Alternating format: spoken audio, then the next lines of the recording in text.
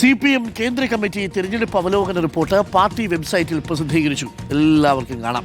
പാർട്ടിക്ക് സർക്കാരിൽ നിയന്ത്രണമുണ്ടായില്ലെന്നും നേതാക്കൾക്ക് പൊതുവേദികളിൽ ജാഗ്രതക്കുറവുണ്ടായെന്നുമാണ് റിപ്പോർട്ടിലെ വിമർശനം. നമ്മൾ നേരത്തെ റിപ്പോർട്ട് ചെയ്ത കാര്യങ്ങൾ തന്നെയാണ്. പാർട്ടി സർക്കാർ ഏകോപനമില്ലാത്തതാണ് തോൽവിക്ക് കാരണം. പിണറായി വിജയനെ കേന്ദ്രീകരിച്ചുള്ള പ്രചാരണം UDF ആയുധമാക്കി. നേതാക്കൾക്ക് അഹങ്കാരമാണെന്നും അഴിമതി നടത്തിയെന്നും വിമർശനം. വെള്ളാപ്പള്ളി നടേശനെ ഉചിതമായി തള്ളിപ്പറഞ്ഞില്ല. PMCയിൽ എല്ലാ ഘടകകക്ഷികളെയും വിശ്വാസത്തിലെടുക്കണമായിരുന്നു. ഭരണവിരുദ്ധ വികാരം ഉണ്ടായിരുന്നുവെന്നും റിപ്പോർട്ടിൽ പറയുന്നു.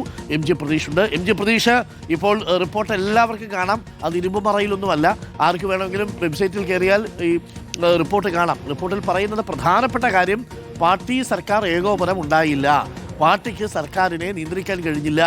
പിന്നെ നേരത്തെ നമ്മൾ റിപ്പോർട്ട് ചെയ്തതുപോലെ തന്നെ വെള്ളാപ്പള്ളിയുടേതടക്കമുള്ള പരാമർശങ്ങൾ ദോഷകരമായി ബാധിച്ചു തുടങ്ങിയ കാര്യങ്ങളാണ്. എന്താണ് റിപ്പോർട്ടിൻ്റെ ഒരു സംക്ഷിപ്ത രൂപം? നമ്മൾ റിപ്പോർട്ട് ചെയ്ത കാര്യങ്ങളൊക്കെ തന്നെയല്ലേ പ്രതീഷ്?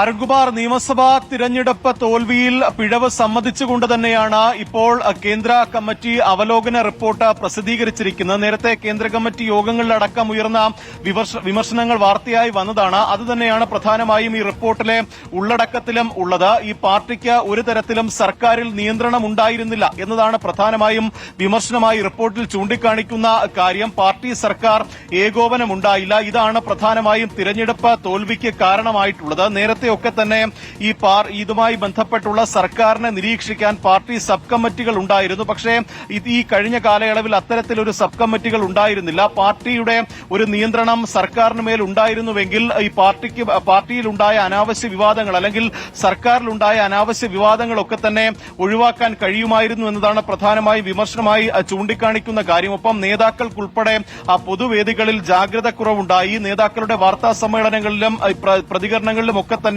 വലിയ ജാഗ്രത കുറവുണ്ടായി എന്നതാണ് പ്രധാനമായും ചൂണ്ടിക്കാണിക്കുന്നത്. ഒപ്പം നേരത്തെ സർക്കാരിന് തന്നെ വലിയ തിരിച്ചടിയായ ആഗോള അയ്യപ്പ സംഘം, അതിൽ ഈ ഉത്തർപ്രദേശ് മുഖ്യമന്ത്രിയുടെ സന്ദേശം വായിച്ചതുൾപ്പെടെ വലിയ പിഴവാണ് എന്നതാണ് ഈ റിപ്പോർട്ടിൽ ചൂണ്ടിക്കാണിക്കുന്നത്. വെള്ളാപ്പള്ളി നടേശനോട് സ്വീകരിച്ച മൃദു സമീപനം ഉൾപ്പെടെ നിയമസഭാ തെരഞ്ഞെടുപ്പിൽ വലിയ തിരിച്ചടിയായി മാറിയിട്ടുണ്ട്. ഒപ്പം ഭരണവിരുദ്ധ വികാരം നിയമസഭാ തെരഞ്ഞെടുപ്പിൽ പ്രതിഫലിച്ചു എന്നുകൂടി ഈ കേന്ദ്ര കമ്മിറ്റി റിപ്പോർട്ടിൽ പറയുന്നുണ്ട്.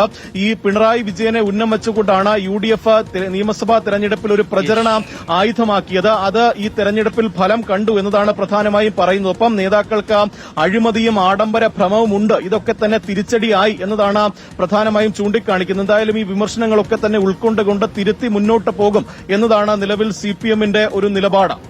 അരുൺകുമാർ. Okay, thank U.